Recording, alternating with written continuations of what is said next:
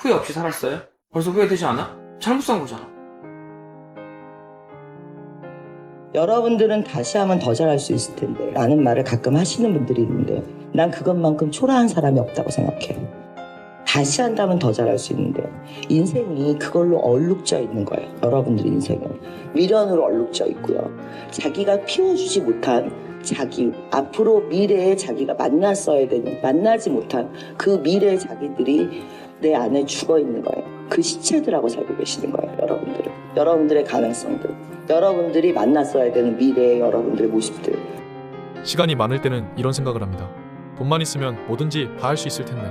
그리고 돈이 있으면 이런 생각을 합니다. 시간만 있으면 뭐든지 다 할 수 있을 텐데. 나이가 좀 더 들면 이런 생각을 하겠죠. 5년만 젊었어도 뭐든지 다 할 수 있을 텐데.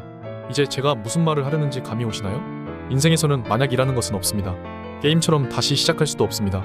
어떤 행동, 어떤 결정을 하든 기회는 딱 한 번뿐입니다. 그렇기 때문에 가정법은 현실에서 쓰면 안 된다는 것입니다. 모든 조건이 완벽한 때는 없습니다. 어느 시기든 부족한 것이 항상 있기 마련이죠.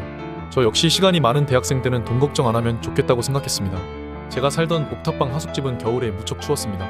전기장판 하나 사는 게 아까워서 자다가 일어날 때 드라이기로 몸을 녹이곤 했죠. 드라이기를 너무 많이 돌렸는지 펑! 소리와 함께 드라이기가 고장 난 적도 있습니다. 그래서 사회생활을 먼저 하고 있는 선배들이 부러웠죠. 지금 생각해보면 남는 시간을 활용했으면 어땠을까 합니다.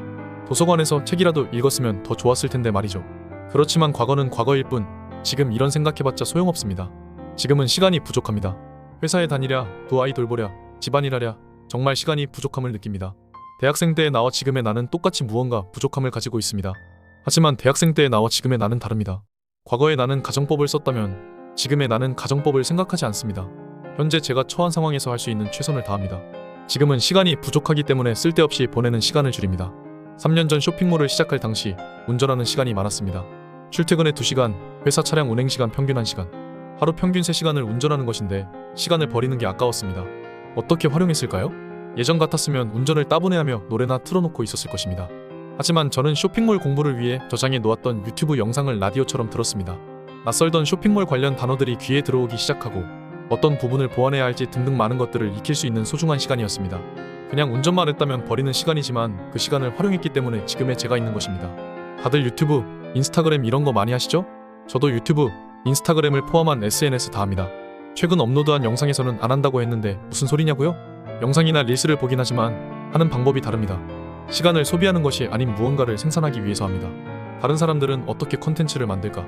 인플루언서들은 무엇 때문에 조회수가 많이 나올까? 이런 것들을 생각하면서 말이죠. 짬나는 시간에는 독서를 합니다. 책을 계속 가지고 다닐 수가 없어서 전자책을 활용합니다. 화장실에 앉아있을 때, 엘리베이터 기다릴 때, 약속 장소에서 기다릴 때 잠깐이라도 책을 볼 수 있습니다. 이렇게 시간을 효율적으로 사용하는데도 늘 시간은 부족합니다. 마른 수건을 쥐어짜는 느낌이랄까요? 아무리 해도 시간이 부족하다면 하루 이틀은 잠을 줄입니다.